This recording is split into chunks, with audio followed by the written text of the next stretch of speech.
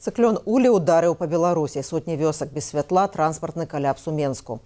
Амаль праз тыдзень пасля арышту Мадура Лукашенко заявіў, што такое ў Беларусі выключана. Але што ён насамрэч зразумеў з амерыканскай аперацыі, чаго баіцца? Як улады выкарыстоўваюць абвешчаны год жанчыны? Тут Ганна Соўць, гэта пік свабоды, падсумоўваем найважнейшыя падзеі гэтага тыдня з экспертамі, грамадскім дзеячом Мікалаем Халезіным, журналісткай Кацярынай Базанавай, былой дэпутаткай Віцебскага гарсавету, кіраўніцай нашага дому Вольгай Карач і медыэксперткай Ірынай Сідорскай. Якім чынам цыклон Улі ударыў па Беларусі, у краіне заносы, адключэнне электрычнасці, затрымкі цягнікоў, транспартны каляпс у Менску і іншых гарадах. Давайте паглядзім кароткае відэо. Цыклон Улі ў Беларусі паралізаваў дарогі, спыніў грамадскі транспарт і пакінуў без святла цэлыя населеныя пункты. Моцны снегапад і парывісты вецер выклікалі транспартны каляпс і сур'ёзныя праблемы ў камунальнікаў. У ноч на 9 студзеня ў краіне быў абвешчаны чырвоны ўзровень небяспекі. Унутраныя войскі выводзяць на дарогу цяжкую тэхніку, у тым ліку БТРы і машыны «Волат» і «Тыгар». Найбольш складаная сітуацыя ў Менску. У розных раёнах масава спыняюцца тралейбусы і аўтобусы. У метро скарочаныя інтэрвалы, але на прыпынках усё роўна ўтвараюцца вялізныя чэргі. Праблемы закранулі і чыгунку. Цягнікі ідуць з адхіленнем ад графіку. У рэгіёнах фіксуюць адключэнне электрычнасці. У Менскім раёне для часткі школьнікаў адмянілі заняткі. Камунальныя службы працуюць ва ўзмоцненым рэжыме. Да прыборкі снегу далучаюць насельніцтва, у тым ліку падлеткаў. А вось гэта відэа выклікала хвалю замілавання ў сетках. Малады хлопец у Менску забраў шуфель у дворнічкі і дапамог расчысціць снег. Паводле сіноптыкаў, складаная сітуацыя захаваецца і ў бліжэйшыя суткі. Улады заклікаюць кіроўцаў без патрэбы не выязджаць, а пешаходаў захоўваць максімальную асцярожнасць. Ці ў стане ўлады кантраляваць сітуацыю падчас цыклону і ці можна атрымаць праўдзівую інфармацыю пра тое, што адбываецца? Пра гэта я пагаварыла з былой дэпутаткай Віцебскага гарсавету 15-го склікання Ольгай Карач. Створаная ёй грамадзянская кампанія «Наш дом» у свой час у Беларусі шмат займалася праблемамі жыллёва-камунальнай гаспадаркі. Ведаеце, калі мы кажам пра беларускія ўлады, то наш досвед, ён такі заўсёды довольно аднатыповы. Беларускія ўлады ніколі не гатовыя да зімы. Тое, што яны звычайна прапаноўваюць, гэта раздаць рыдлёўкі мясцовым жыхарам, там рабіць нейкія суботнікі, там чысціцца самім, але насамрэч сітуацыя такая, што гэта так сабе выйсце. І атрымоўваецца, што да, з аднаго боку яны сапраўды ўсіх выганяюць каго толькі можна, з другога боку тэхніка вельмі старая. І тут вельмі залежыць ад таго, ці ёсць, ці не у гэтай вёсачцы, ці ў гэтым доме, у горадзе, ці на гэтай вуліцы людзі, якія прафесійна пішуць скаргі. Вось калі у доме ёсць такая нейкая бабуля, пенсіянерка, якая там скардзіцца, то гэты дом будзе ачышчаны ад снега, ведаеце, вось першым і будзе вельмі добра ўсё зроблена. Калі грамадства не рэагуе, калі ніхто не скардзіцца, усе сядзяць і там не чакаюць і бяруць рыдлёўкі і пайшлі там капаць сабе, да? Там адкопаюць гэтыя машыны і ўсё там астатняе, то яны не будуць нават рухацца. І звычайна вось гэты жыллёвыя ўсе дэпартаменты, яны вельмі добра ведаюць, які дом патрэбна там пачысціць першым, які другім, які там трэцім, і гэта не залежыць ад таго, там жывуць чыноўнікі ці не, а залежыць менавіта ад таго, ці ёсць там нейкія актыўныя бабулі, якім там не спадабаецца тое, што яны не могуць выйсці. І яны гатовыя там скардзіцца, хадзіць на ўсе прыёмы і гэтак далей, гэтак далей. Ну, але не толькі актыўныя бабулі, якія скардзяцца. Да 2020 года ў Беларусі былі блогеры, былі недзяржаўныя арганізацыі, якія адсочвалі, агучвалі праблемы ў жыллёва-камунальнай гаспадарцы. Цяпер жа проста за канстатацыю праблемы можна трапіць за краты, што не раз ужо адбывалася. А пра сістэму, якая не мае грамадскага кантролю, працягвае Вольга Карач. Зразумела, што грамадскі кантроль, ён патрэбны. І зразумела таксама, што камунальная сфера, на жаль, сёння ў Беларусі, паколькі яна там больш за 80% ўсяго, што толькі можна, да, і гэта дзяржаўная сфера, гэта не прыватная сфера, то атрымоўваецца, што яна, я б сказала, адна з самых карумпаваных. Таму што пралічыць, колькі грошай там выдзелена там на тое, каб прыбрацца снегам ці пакласці асфальт, вельмі цяжка. Асабліва, калі няма менавіта актыўных грамадзянаў, якія гэта кантралююць на месцах. І я яшчэ хацела б звярнуць увагу на тое, што дагэтуль не ясна, як яны, напрыклад, вось фарміруюць гэтыя кошты камунальных паслугаў там на касметычны рамонт, на доўгатэрміновы рамонт, на вось гэтыя ўсе прыбіральні і гэтак далей, гэтак далей. Таму гэта ўсё вельмі непразрыста. І пытанне да празрыстасці менавіта мясцовых бюджэтаў мясцовая ўлада не любіць. І ведаеце, тут яшчэ ёсць такі вельмі важны момант. Тут ёсць канфлікт інтарэсаў паміж цэнтральнай уладай, ну, скажем так, Лукашенко і яго там камандай, і мясцовымі ўладамі. І ўсё ж такі тут можна на гэтым гуляць. Таму што Лукашенко, ну, паколькі няма там свабодных выбараў, паколькі няма нейкіх іншых сацыяльных ліфтоў, як улада можа зразумець, што там хтосьці чымсьці незадаволены, да? То калі ты прорываешься на такі нацыянальны ўзровень з нейкай там сваёй скаргай, напрыклад, што снег не пачысцілі, то зразумела, што звычайна нацыянальная ўлада, яна становіцца на бок грамадзянаў. Але трэба прабіцца, таму што для гэтага трэба прайсці вось гэтыя мясцовыя ўсе інстанцыі, гэта не так лёгка, асабліва у сітуацыю ў Беларусі зараз, калі можна там і па працы націснуць, і на нейкіх там сваякоў націснуць, і проста там чалавека запужаць, але гэта вельмі добра. Вось менавіта скаргі працуе заўсёды добра. І што варта рабіць людзям, каб заставацца ў бяспецы пры неспрыяльным надвор'і? Адказ Ольгі Карач. Няма такога гатовага рашэння, таму што камунальная сфера ў Беларусі, она вельмі старая. У нас амаль увесь жыллёвы фонд, ён яшчэ там з савецкіх часоў. Ну, там, за адзінкамі тое, што зараз пабудавалі, але гэты жыллёвы фонд, ён не было ніякіх рамонтаў, якія павінны быць, не было такой нармальнай якасці даглядаў там электрычных гэтых сетак, вадаканала там і там трубаў і шмат чаго яшчэ. І гэта ёсць праблемай. Гэта ёсць праблемай, таму што тут патрэбная такая радыкальная рэформа. Таму тут трэба паклапаціцца пра асабістую бяспеку, я тут згодная, і, канешне, зразумела, лепш не ехаць вельмі далёка, таму што марозы і што на дарогах, і як будзе ўлада спраўляцца, я думаю, што будзе яна спраўляцца дрэнна, ну, проста, калі магчыма, лепш не рызыкаваць. І, зразумела, дома трымаць магчымасць на ўсялякі выпадак там нейкай прылады, каб там можна было і гарбаты зрабіць самастойна, калі не будзе электрычнасці, гарачая нега, там, вады, да, і, зразумела, таблеткі, паклапаціцца пра гэта, калі хто прымае нейкую медыцыну.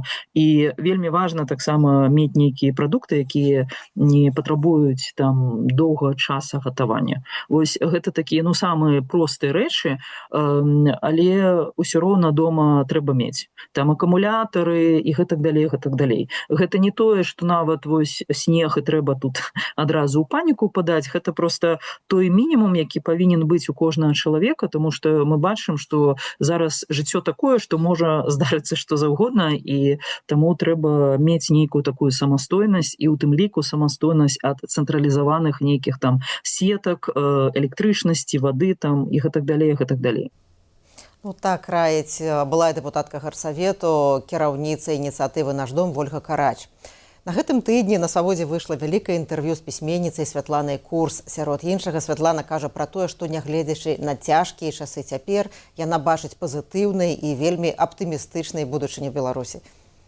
Увогуле я бачу вельмі пазітыўна і вельмі аптымістычна будучыню нашай краіны. Мяне, апрача Беларусі, в прынцыпе, мала што турбуе настолькі. Я думаю пра яе пастаянна, як і мы ўсе, ад вялікага да малога і да старога.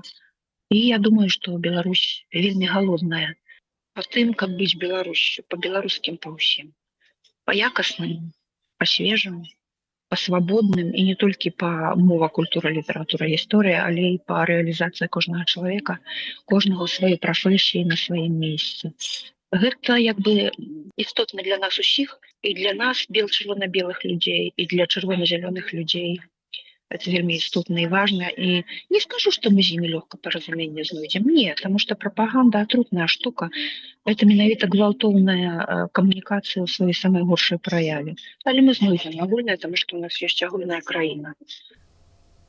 Дарэчы, сёння Святлана Курс адзначае дзень народзінаў. Яе можна павіншаваць на яе старонцы ў Фейсбуку, а цалкам інтэрв'ю можна знайсці на Свабодзе і праз сацыяльныя сеткі Свабоды. Гэта пік свабоды. Мы падсумоўваем вынікі тыдня ў жывым эфіры. Стаўце лайкі, каментуйце, задавайце пытанні нашым экспертам і эксперткам. І не забывайце націскаць на званочак, калі гэта для вас бяспечна.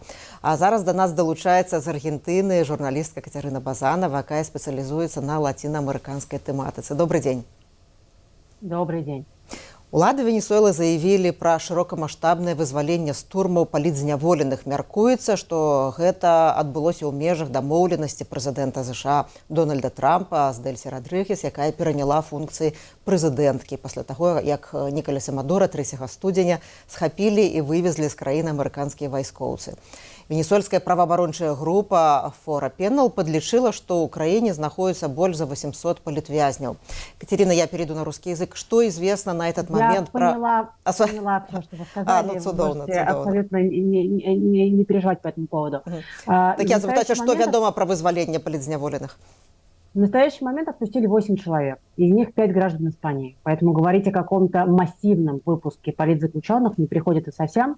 Причем 5 испанцев их тут же, видимо, привезли в аэропорт. Они уже путешествуют на родину, и сейчас их будут встречать в аэропорту в Мадриде, и посмотрим, что они расскажут или не расскажут, какие есть договоренности.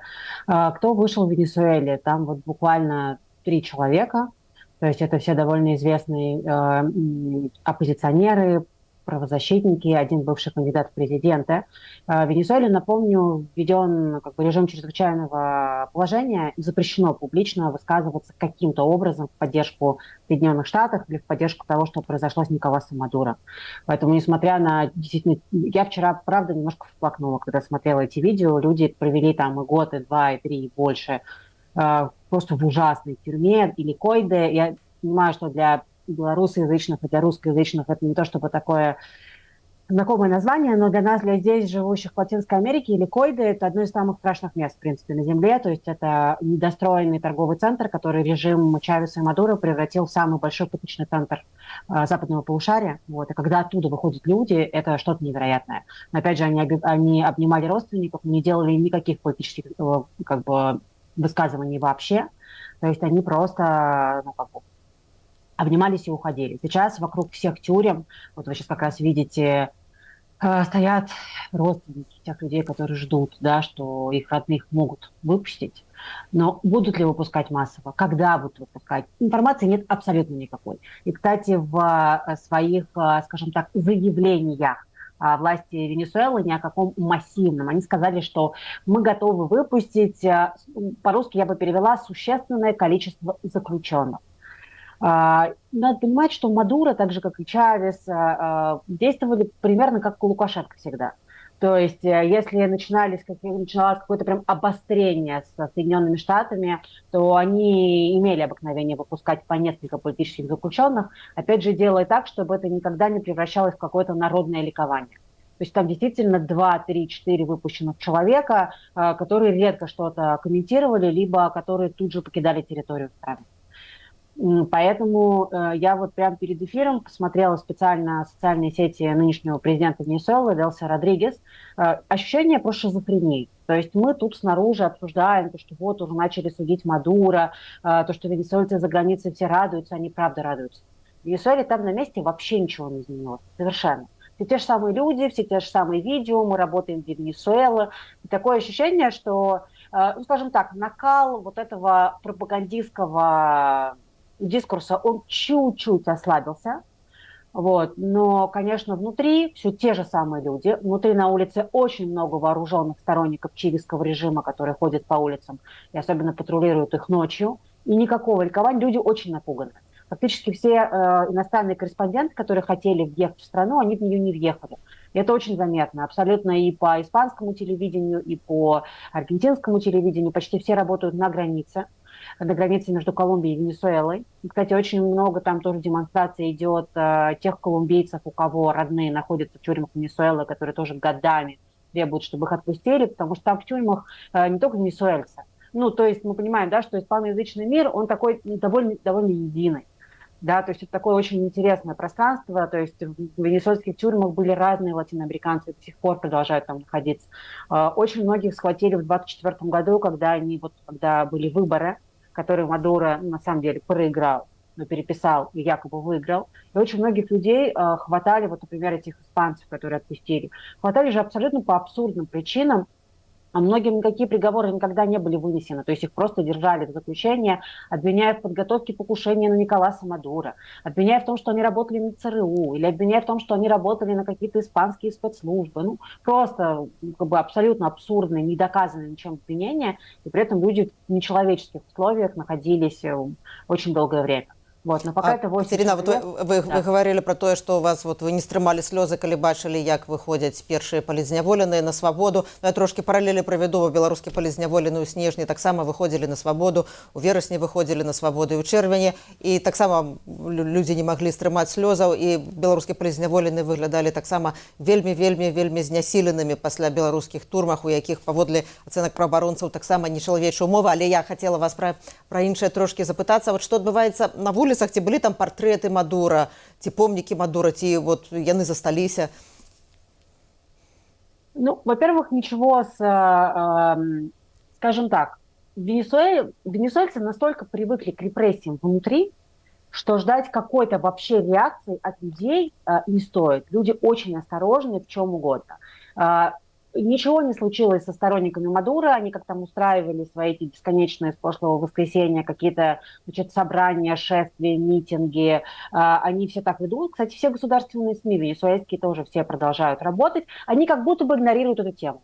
Она настолько незначительна для них, да, то есть вот я смотрю, например, да, там эти вот венесуэльские, они обсуждают, например, что пришел какой-то отчет по строительству труб, или про то, кстати, еще очень интересно, даже политзаключенных, ладно, оставим, то, что план как бы Соединенных Штатов, по сути дела, одобренный уже Трампом, что Венесуэла на неопределенное количество времени попадает под полное управление Соединенных Штатов, что вся нефть будет продаваться Соединенными Штатами, и на нее будут закупаться исключительно продукты, произведенные в Соединенных Штатах. Ну, как бы такой абсолютно, совершенно на 100% колониальный режим. Как это комментирует власть Венесуэлы? Что, мол, возобновлены отношения коммерческие с Соединенными Штатами, какие-то, значит, контракты продолжаются, какие-то новые продукты, какие-то новые контракты. Ну, то есть, если ты внутри Венесуэлы и ну, как бы разобраться вообще, в чем происходит, очень сложно. То есть Делси Родригес что пытается всем своим существом показать? Что все в порядке, все нормально, мы работаем для Венесуэлы, мол, не нервничайте, все будет нормально. Вот что она транслирует своим сторонникам. Катерина, я хотела еще вас запытаться про ставление до венесуэльской оппозиции в изгнании. Лидерка оппозиции, Нобелевская лауреатка Мария Корина Мачадо, она выразила готовность поделиться с Дональдом Трампом, отдать ему свою Нобелевскую премию мира. А ранее он заявлял, что не лишить яе будущим лидером Венесуэлы. Ну, по словах Трампа, у яе будет складана быть лидером, бо у яе нема подтрымки и поваги Украине. Ну, што адбываецца цяпер за пазіцыю выгнання? Ці сапраўды няма падтрымкі ў краіне? Ці это складана пролічыць насамрэч?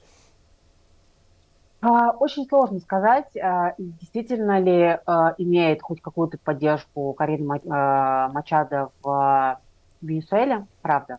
Очень большой был запрос всегда на свободу, на каких-то свободных лидеров в стране, безусловно. И, безусловно, был огромный запрос за пределами Венесуэлы. Потому что Венесуэлу покинул каждый третий гражданин, и это огромное количество людей. То есть это 8 миллионов человек, действительно очень много.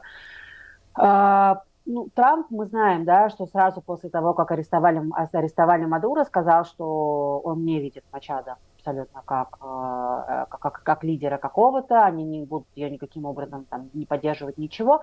Она очень старая фигура в венесуэльской политике. На самом деле до 24 года никакой большой поддержки не было.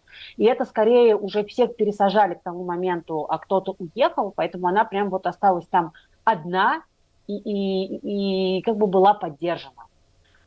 И Марко Рубио говорит совершенно откровенно: мы будем работать с теми людьми, кто может контролировать армию. Будем контролировать с теми людьми, которые реально имеют власть над всем нефтяным сектором. Это точно не Мария Корина Мачадо, поэтому Ну, как бы она встретится с Трампом, ее поблагодарили. Я думаю, что Трамп будет в восторге, если она передаст ему эту премию. Но в целом нет. В целом сейчас абсолютно все места в Венесуэле продолжает занимать чилийское правительство, просто выполняя все приказы Вашингтона, потому Катерина, что если нет, то продолжится дякую удар. вялікі. У нас трошечки абмежаваны эфірны час. Я вельмі дзякую вам за вельмі важную інфармацыю. Журналістка Катерина Базанова была з намі на жывой відэасувязі. У працяг тэмы нобелеўскіх лаўрэатаў былы палітвязень, праваабаронца Улась Лапковіч даў вялікае інтэрв'ю майму калегу Алесю Пілецкаму, у якім том ліку ён расказаў, што як за кратамі рэагавалі на прысуджэнне нобелеўскай прэміі міра палітвязню кіраўніку праваабарончага цэнтру «Вясна» Алесю Біляцкаму. Давайте паслухаем. И тут отчиняется кормушка, это такое вакенце у дверях, поэтому грукают там ключом конвойный, кричит: Лапкович, Лапкович, иди сюда. Я подохожу, такой: что? И он: ты не ведаешь, я только что почул. Твоему Беляцкому дали Нобелевскую премию света. Я говорю: да ну, хопить, ну, ерунда какая-то. Там, закройте двери, ну, это чушь. Не верю я в это. Он говорит: я докладно перед выходом на працу погуртал там все эти ваши каналы, я там прочитал, все докладно, вот, перапроверил, это не фейк. Конвойные супрацоўніка, які там конвоируе и ахоўвае калідор, ён был дежурный на этом калідоры. Малады хлопец, там, можа, там, в районе до 25 гадоў. Зараз можна гэта смело распавядаць, таму што ён там уже не працуе. І ён вось першы прынёс гэтую навіну, такі вельмі был радасны, нават павіншаваў з гэтым. А потым праз гадзіну павялі нас у калідоры, у знаёміцца з документамі. Я там сустрэла Алеся Біляцкую. Мы были в чарзе, мы в розных кабинетах знакомились с томами. Я поспел нас пытать: Олесь, вот мне пришла такая информация, что вас можно венчавать, что вы атрымали Нобелевскую премию. И он такой: ну я в это покуль не верю, я не уявляю, что это так, да, типа, покуль рано еще венчавать. И я заходжу в покой, там был следчий, які присутнічаў час, пакуль я знаёмся з тамамі справы, і ён мне першае, што сказаў там, што я ніколі в жыцці не думал, што я буду дапытваць Нобелевского лаўрэата. І, ну, я тады ему сказал: ну, конечно, так сабе слава, што дапытваць, але гэта можа быць хіба для вас найвялікшая падзея. Цалкам інтэрв'ю на YouTube-канале Радыё Свабода, тэкставая версія на нашым сайце. Мы ў жывым эфіры. Зараз да нас далучаецца грамадскі дзеяч, кіраўнік беларускага свабоднага тэатру Мікалай Халезін. Добры дзень. Добрый день.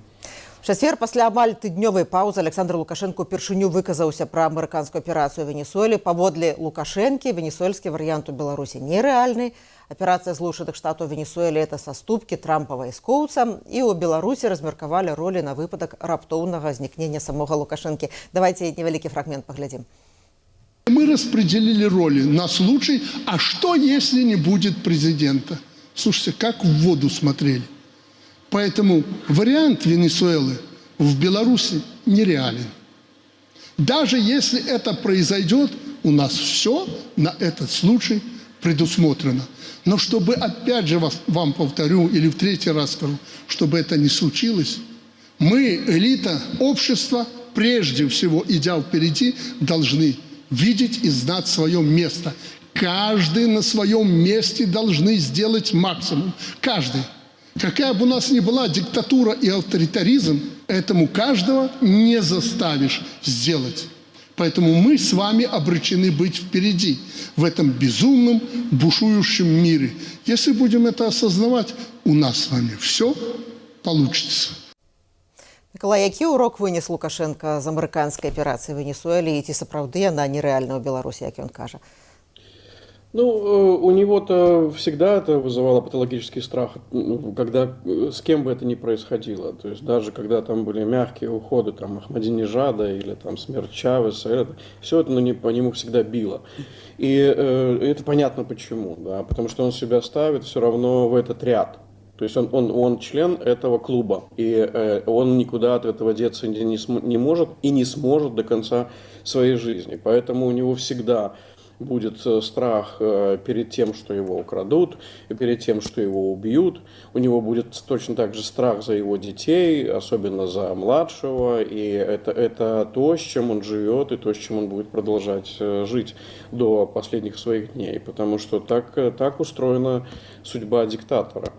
Другое дело, что, конечно же, когда он смотрит на Венесуэлу, то я не думаю, что он уж так сильно привязывает эту модель на себя, потому что он понимает, что ситуация цинична со стороны сегодня Соединенных Штатов, и эта ситуация, она позволяет ему как бы в меньшей степени думать. Он понимает, что он в очереди хоть и очень близко, но все-таки эта очередь пока к нему не подбирается. В силу того, что Америка занята сейчас своими региональными историями. Если говорить про восприятие вообще вот так со стороны и Лукашенко внутри этой ситуации, и вообще венесуэльской ситуации, то меня несколько обескуражило, что люди так трепетно отнеслись к аресту Мадуро и так были воодушевлены этим. У меня, например, ни на минуту не возникло никакой ни радости, ни ощущения, что труп врага проплывает по реке. Нет, к сожалению, потому что ситуация печальная. Очевидно, что мы попадаем в эпоху цинизма, и нас ждет впереди, наверное, худший год за последние десятилетия.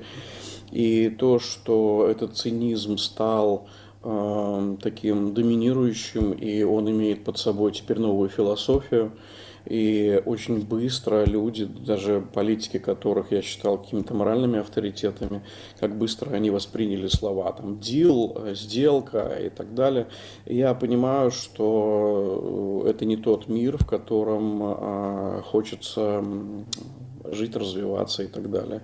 А Миколай, вот я хотела на такі аспект звярнуць увагу. Раней аналітыкі часта адзначалі, што в Венесуэле это беларускі сцэнар і ва ўладзе, і ва апазіцыі. І вот я запісала кіраўніка агентства трансатлантычнага супрацоўніцтва Валера Кавалевскага. Ну, ён праводзіць паралелі паміж апазіцыямі ў выгнанні і разважае пра ўплыў беларускай апазіцыі на сітуацыю ў Беларусі і на змяншэнне яе падтрымкі ў свеце, як ён лічыць. Давайте паслухаем. У многіх пытаннях стратэгія венесуэльскіх апазіцыйных сіл яна нагадвае беларускую стратэгію палітычных структур, якія кажуць пра ізаляцыю, пра непрызнанне, пра санкцыі, пра тое, што трэба кожны даляр забіраць, бо гэта дапамагае рэжыму. То бок мы все гэта чуем таксама, для нас гэта вельмі блізка, але таксама для нас павінна быць вельмі важным момантам, калі нам нагадваюць пра тое, што дзяржавы заўсёды будуць выбіраць працаваць з дзяржавамі. Для іх зразумела, як сістэмы размаўляюць паміж сабой, як яны вырашаюць гэтыя рашэнні.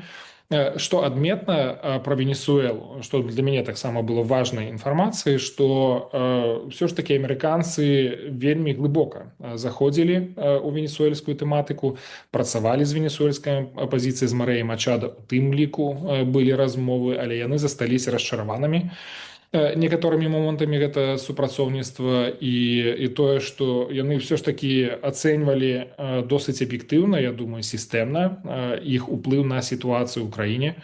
Ну і прыйшлі да высноваў пра тое, што на сённяшні дзень гэтая стаўка не спрацуе, што гэта можа прывесці да дэстабілізацыі сітуацыі ў краіне. І тут таксама мы не можам пазбавіцца таго, каб правесці паралелі з Беларусю. Бо Беларусь нават у больш складанай сітуацыі, бо ёсць Расія, якая досыць блізка падышла, вельмі моцна пранікла ў сістэму кіравання Беларусі, узмацніла свой кантроль пасля 2020 года. То бок, калі рэалізоўваць нейкія сцэнары зменаў у Беларусі, то непазбежна можна прыйсці да дэстабілізацыі, то бок зрабіць горш, а не лепш. Хаця, канешне, усе мы разумеем, што мэты могуць быць высакароднымі, там вырашэнне крызіса, там дэмакратызацыя правы чалавека і гэтак далей, але пакуль ты ідзеш да гэтых мэтаў, то можна зрабіць значна больш шкоды. Миколай, чаму Трамп не верыць у венесуэльскую апазіцыю, а ў беларускую апазіцыю, беларускія дэмакратычныя сілы, напрыклад?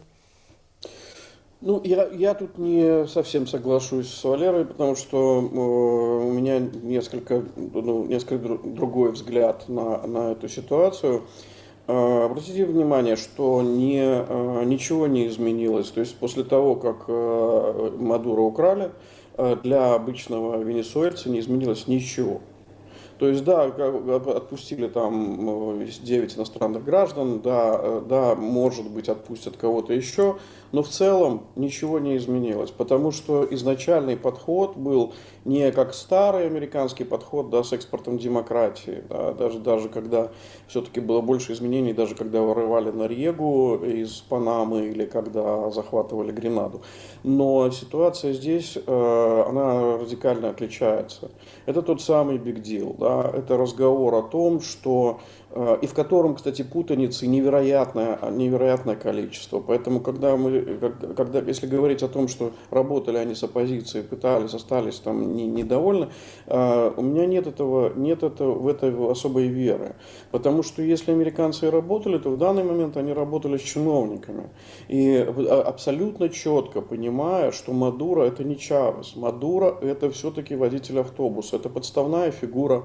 Это фигура, которая хоть и имеет влияние, но влияние условное. И то, как произошла смена власти, а произошла она совершенно органично, то есть Родригес заняла его место, а ее брат так и остался во главе парламента. То есть вот как раз это действующие лица венесуэльской политики, они как раз пришли на свои позиции, на которых им логично было находиться. Тут еще любопытно, что влияние Китая, которое очень мощно на ситуацию и который не отпустит до конца венесуэльскую ситуацию, потому что огромное количество вложений туда. И вот это, когда у тебя вся эта процедура, весь этот процесс, который был создан американской стороной, он проникнут такой легкой ложью, там, флером такой лжи, то понятно, что ситуация не будет такой, при которой можно говорить с венесуэльской оппозицией. Да? А какой смысл в этом, когда на самом деле разговор шел про нефть? Потому что любой школьник латиноамериканский понимает, что история про наркотрафик – это детский сад, потому что Венесуэла не имеет в наркотрафике такого влияния, какое имеет, например, Колумбия и Мексика.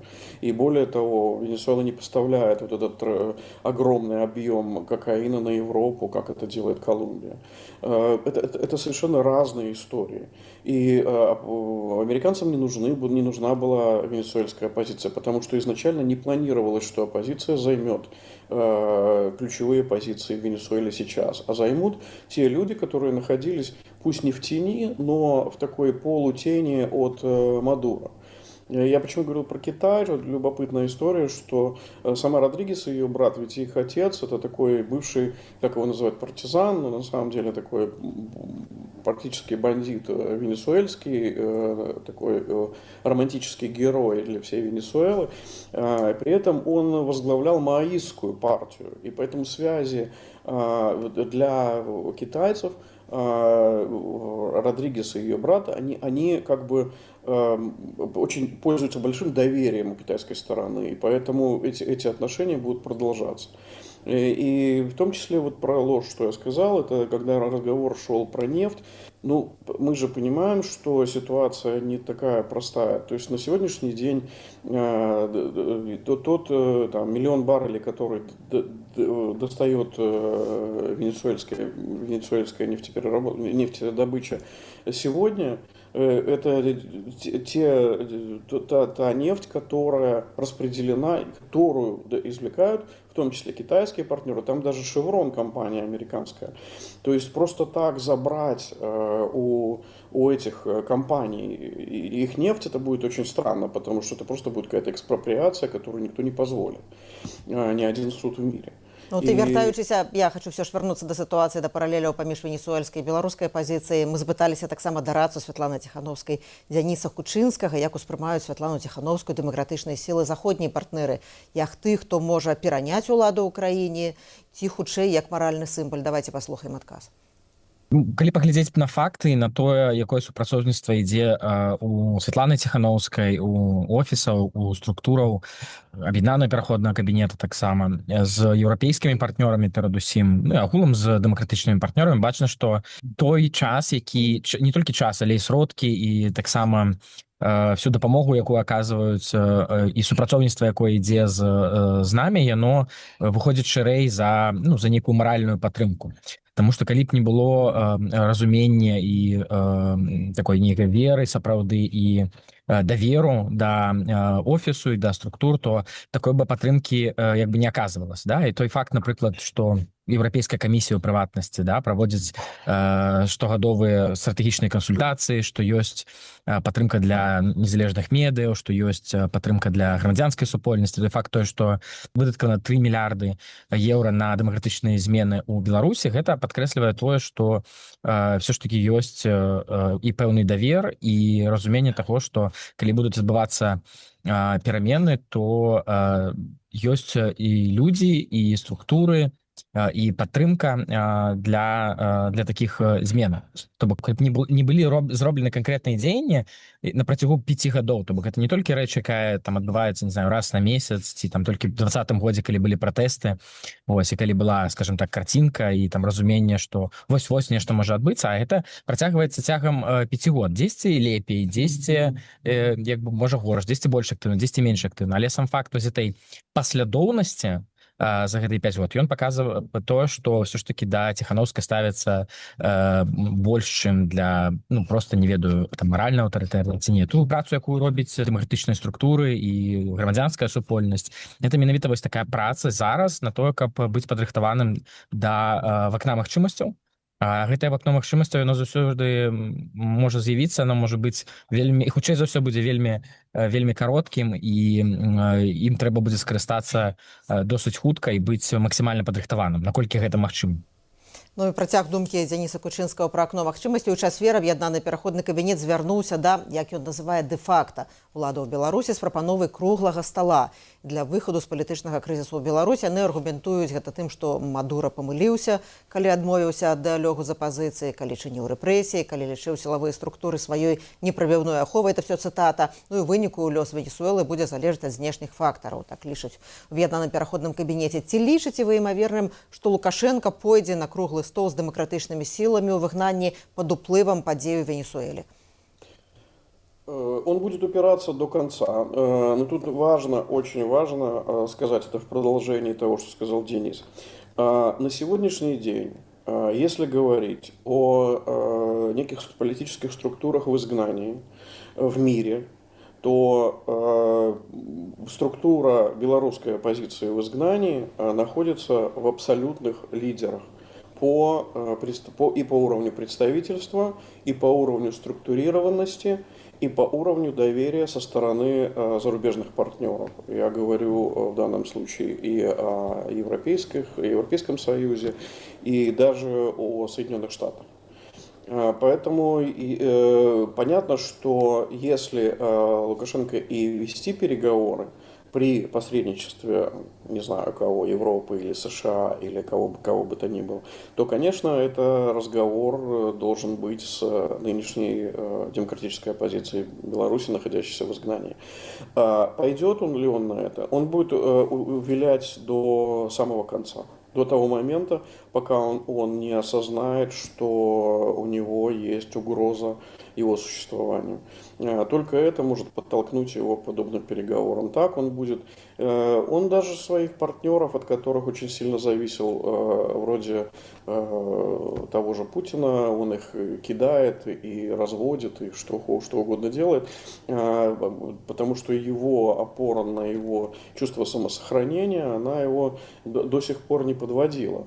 И поэтому только ситуация, которая будет из ряда вон выходящей, когда, как это произошло с Мадуро, она может подвести его к некоему формату переговоров. Поначалу, наверное, опосредованно через каких-то лиц, а потом и, может быть, и персонально. Вот пасля арышту Мадура экс-кандыдатка на прэзідэнта Ганна Канапацкая у пасці ў сваіх соцсетках намякнула Лукашэнку на неабходнасць рыхтаваць транзіт улады. Потым Канапацкай давялося пісаць новы пост, тлумачыць, што яна не мела на ўвазе не тое. А сам Лукашенко, калі каментаваў у чацвер падзею ў Венесуэле, вельмі нервова каментаваў. Ён патлумачыў гэта ў тым ліку здрадай. Мікалай, ці застрахаваны Лукашенко ад здрады? Ну не толькі пра ўладнай Канапацкай, але і значна больш уплывовых фігураў у яго атачэнні. Каждый диктатор, каждый режим, даже режим аятолл в Иране думает, что никто их никогда не продаст. Но мы сейчас видим, что происходит в Иране, и как переходят в том числе городские власти, как силовые структуры переходят на сторону восставших. И на самом деле я бы сейчас больше смотрел, если при желании как-то оценить ситуацию белорусскую, я бы больше смотрел сейчас на ситуацию в Иране, нежели на ситуацию в Венесуэле. Потому что если в Венесуэле мы понимаем, на чем базируется сделка, то по Беларуси пока это не проглядывает. То есть мы не можем видеть какую-то тему, которая была бы столь привлекательной для американской администрации. Я имею в виду чисто коммерческую сделку, да, которую сейчас одну за другой заключает Дональд Трамп. Я не очень верю в то, что в нынешнем правительстве или в силовых структурах Лукашенко может возникнуть некая фронта и могут возникнуть люди, которые решат его сдать. Но всегда есть но, да, но до той поры, пока они не почувствовали, что ситуация поменялась. И вот тут, там уже кто первый добежит, тот первый добежит до того, чтобы сдать шефа с потрохами. То есть это всегда происходит приблизительно одинаково. Я могу уйти хоть в 60-е, хоть в 80-е годы исторически и рассказать про огромное количество предательств или сдач своих лидеров, в том числе коммунистических лидеров, которые оказались совершенно непоколебимыми в своей истории. Но в итоге это происходило. Вопрос ведь всегда в моменте. Тот момент, который является ключевым. Вот вчера я следил за ситуацией в Иране, и это просто страна, которая мне невероятно близка, и в которой я хоть мечтал побывать, но у меня никогда этого не получалось. Это страна невероятной культуры, и которая была при предыдущем, при шахе Резе Пехлеви, отце нынешнего кандидата, была просто страной-лидером в своем регионе. И я следил, и когда власти отключили интернет и мобильную связь, вот тут стало понятно, что это и есть та точка, которая может стать точкой невозврата. Я пераб'ю, я хотела якраз даць паглядзець вельмі кароткае відэо пра тое, што адбываецца ў Іране, дзе вот з канца мінулага года працягваюцца пратэсты, якія пачыналіся як эканамічныя, і цяпер яны перараслі ў пратэсты супраць улады. У Іране другі тыдзень працягваюцца пратэсты. Вялікі натоўп сабраўся ў Абданане, горадзе ў заходняй правінцыі Ілам у Іране. Пратэсты пачаліся праз імклівы рост інфляцыі, падзенне нацыянальнай валюты і энергетычны крызіс, але перараслі з эканамічных у палітычныя.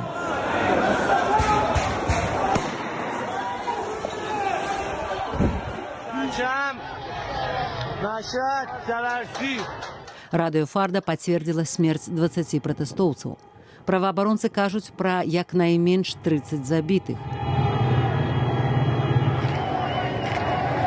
Улады пачалі абмяжоўваць доступ да інтэрнэту. Затрымана больш за 1000 чалавек. Мікалай, якія высновы варта было б зрабіць Лукашэнку вот сур'ёзных праблемаў, з якімі цяпер сутыкаюцца іншыя аўтарытарныя дыктатарскія рэжымы? У нас засталося каля 3 хвілінак, калі ласачка, паспрабуем у гэты час. Я не думаю, что он в состоянии рефлексировать на таких уровнях, потому что он 30 лет доверял тому, что его нутро его спасет от всего. Но нужно понимать, что мир изменился радикально. И мы в этом году увидим, я думаю, этот год, который нас очень сильно удивит. И удивит не в лучшую сторону, и в том числе удивит Лукашенко. Потому что то, что происходит сейчас, это тектонические подвижки, которые меняют саму по себе структуру мира. И мне кажется, это то, что мало проговаривается и чему мало уделяют внимания, в том числе и диктаторы. То есть если с Лукашенко никто не говорит о том, что же будет происходить, его никто не предостерегает об этом. И, собственно говоря, потому что нет таких людей, которые у него во власти могли бы об этом с ним разговаривать. Но на самом деле, если бы он осознал хотя бы на долю того, что произойдет с миром в ближайшее время, то он бы делал какие-то выводы и какие-то шаги предпринимал, пусть не желая спасти себя, но спасти хотя бы будущее своих детей. Миколай, дзякуй вялікі, што падзяліўся сваёй ацэнкай, сваёй экспертызы ў піку свабоды, дзе мы падсумоўваем падзеі гэтага тыдня. На гэтым тыдні на асноўным YouTube-канале «Радыё Свабода» выйшла вялікае інтэрв'ю Алеся Пілецкага з былым палітвязням, палітыкам Паўлам Севярынцам, у якім Павал у тым ліку казаў пра тое, што беларускія жанчыны за апошнія 5 гадоў вельмі высока ўзняліся. Новы чалавек, але я здзіўлены, то есть для мяне гэта божы цуд. Это жанчына, якая проста была вырваная з дома, за якую прагаласавалі мільёны беларусаў. Это голливудская гісторыя, то есть, уявіце сабе, чалавек робіцца прэзідэнтам, выйшаўшы з хаты за свайго мужа, якога пасадзілі ў турму, выступіўшы. Беларускія жанчыны, у маім разуменні, за вось гэтыя гады вельмі высока ўзняліся. То есть я гляджу на сваю жоночку, я гляджу на Машу там, ці на Светлану, я бачу, што вось гэта круто, беларускія, аказваецца, ого-го. Вось, яны там часам не саступаюць і мужчынам. Два кандыдаты на выбарах, Пазняк і Ціханаўская. Каму паддалі свой голас? Калі ў вольнай, незалежнай Беларусі прайшлі б выбары, я прагаласаваў бы за Пазняка. Але адначасова я б бачыў, скажем, Святлану Ціханаўскую кіраўніцай беларускага нацыянальнага парламенту. Вот з той мягкасцю, з той, скажем, вот чисто такой жаночай далікатнасцю яна бы могла пагадзіць, мне здаецца, самыя розныя меркаванні. Кіраўніком ураду, магчыма, Павла Латушку. То бок я думаю, што ўсё можа быць у камбінацыі. Ці меў Александр Лукашенко на ўвазе лідарку дэмакратычных сілаў Беларусі Святлану Ціханаўскую, Марыю Калеснікаву, якая была адным з сімваляў пратэстаў 2020 году, калі абвяшчаў 2026 год годам жанчыны. Пра гэта я запыталася медыэкспертку, доктарку навук Ірыну Сідорскую. Я думаю, што наўрад ці Александр Лукашенко думаў менавіта пра Святлану Ціханаўскую альбо Марыю Калеснікаву, але кантэкст 2020 года тут відавочны. Бо менавіта ў 2020 годзе упершыню беларускія жанчыны ў такім масавым маштабе паказалі сябе палітычнай сілай, суб'ектнай, салідарнай і небяспечнай для ўлады. І мяркую, што для ўлады і персанальна для Александра Лукашенка гэта была траўма, бо жанчыны ўпершыню выйшлі з прызначаных ім роляў. Бо ўвесь час Лукашенко хацеў бачыць іх маці, памочніцамі, там, захавательніцамі традыцый, чымсьці такім, а тут жанчыны паказалі, што яны палітычныя суб'екты. І я думаю, што вось гэта рашэнне, гэта спроба вярнуць жанчын у кантраляваныя і бяспечныя для ўлады ролі.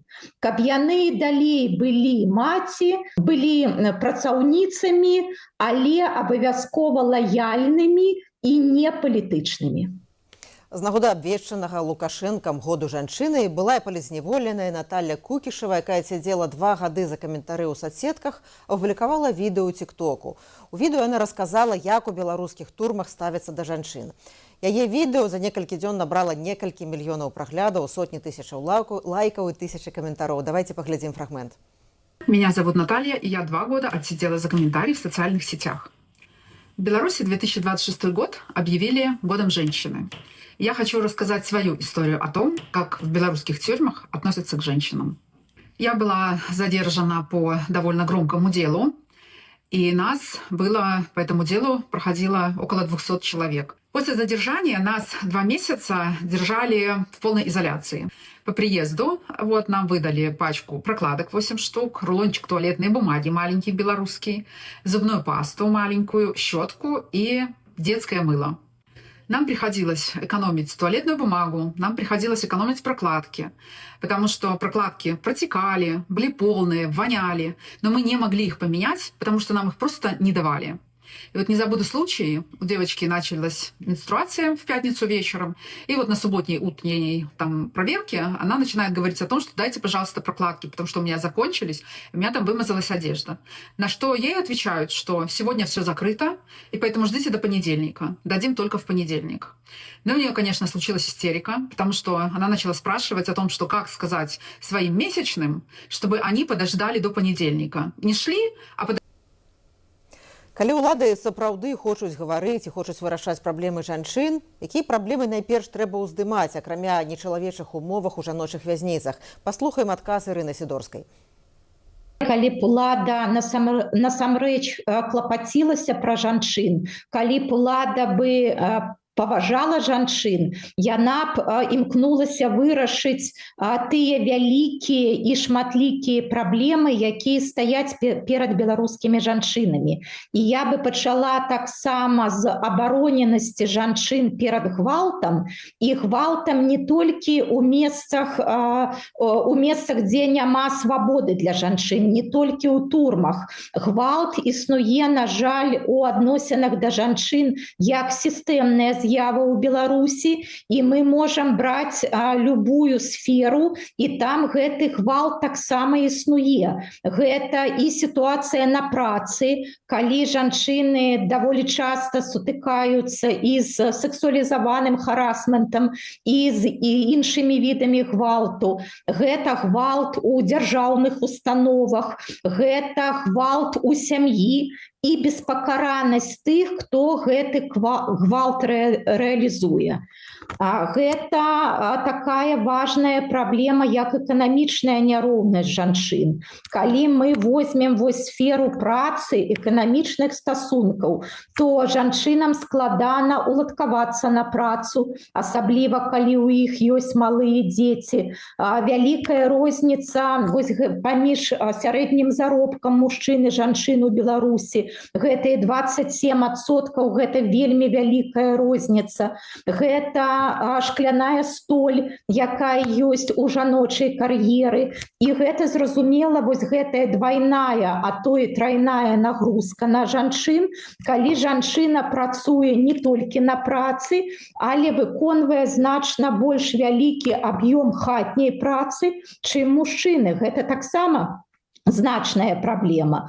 Ёсць іншыя праблемы, гэта адсутнасць рэальнага прадстаўніцтва палітычнага жанчын, бо, зразумела, такі квазі-грамадскія арганізацыі, як Беларускі саюз жанчын, альбо там квазі-прадстаўніцтва жанчын у парламенце, яны ні ў якім разе не вырашаюць рэальных праблемаў жанчын. Гэта там і рэпрадукцыйныя правы, і гендерныя стэрэатыпы, якія перашкаджаюць жанчынам. Вельмі шмат праблемаў, але і тое, што пра гэтыя праблемы не тое, што не гаворыцца, а нават дзяржава забараняе пра іх гаварыць. Гэта як бы відавочны паказчык таго, што на самой справе гэты год жанчын – гэта прыгожыя словы і імітацыя, а не вырашэнне рэальных праблемаў. На абвешчаныя ўладамі тэматычныя гады прапагандысты звычайна ствараюць адпаведныя метадычкі. І гомельскі партал «Гомельдейс» заўважыў пра ўладны ананімны аккаунт у інстаграме, які называецца «Настаўніца Алена». Ён прапануе і прадае па 4 рублі метадычкі ў год жанчыны з наступнымі тэмамі. Гэта уклад беларускіх жанчын у развіццё Беларусі, удзел у эканоміцы і вытворчасці, захаванне культурных традыцыяў, сям'я, мацярынства, грамадская актыўнасць, Беларускі саюз жанчынаў. Я запыталася медыаэкспертку Ірыну Сідорскую, ці лічыць яна эфектыўнай прапаганду ў навязанні пэўных гендерных роляў, гендерных стэрэатыпаў пра жанчын. Але нават па грамадскай рэакцыі, напрыклад, у тых жа сацыяльных медыа мы бачым, што не можа прапаганда падмануць людзей, калі гаворка ідзе менавіта пра іх жыццёвы досвед. І гэтыя ўсе жарты, іронія пра тое, што нездарма год беларускай жанчыны прызначаны менавіта на год коня, пра тое, як шмат працуе на самой справе беларуская жанчына, колькі яна выносіць на сваіх плячах. Ну, здаецца, гэта такі вельмі добры паказчык, што менавіта ў гэтым пытанні вельмі складана падмануць грамадскае меркаванне. Але я тут бы хацела б зрабіць увагу, што як прапаганда зараз працуе менавіта вось у гэтым годзе беларускай жанчыны. Яна працуе праз добразычлівы сексізм. Гэта значыць, што жанчын ніхто не абражае, не прымушае штосьці рабіць. Наадварот, гаворыцца, якія беларускія жанчыны важныя, што без іх нічога немагчыма, але вось таму яны павінны пастарацца. Але ад таго, што сексізм добразычлівы, ён не перастае быць сексізмам. Гэта тое ж самае навязванне роляў і функцыяў, але пад маркай вось гэтых прыгожых словаў. Таму я думаю, што прапаганда, як заўсёды, будзе даваць свае гэтыя прапагандысцкія наратывы, але менавіта у тых сферах, якія закранаюць рэальнае жыццё людзей, яна наўрад ці можа іх падмануць. Апошнія дні, параўноўваючы сітуацыю ў Венесуэле, у Беларусі назіральнікі дапускалі, што старшыня Савету Рэспублікі Наталья Качанова магла б стаць выканаўцам прэзідэнта ў выпадку адхілення Александра Лукашэнкі, што не азначала б змену рэжыму. Ірына Сідорская лічыць такое параўнанне недарэчным, і вось чаму. Ну, я думаю, што ў самым страшным сне зараз Лукашенко разглядае тую сітуацыю, якая адбылася з Мадурай, і калі пераносіць яе менавіта на беларускія рэаліі, то Наталья Качанова магла б замяніць Лукашенко вось толькі ў такой сітуацыі.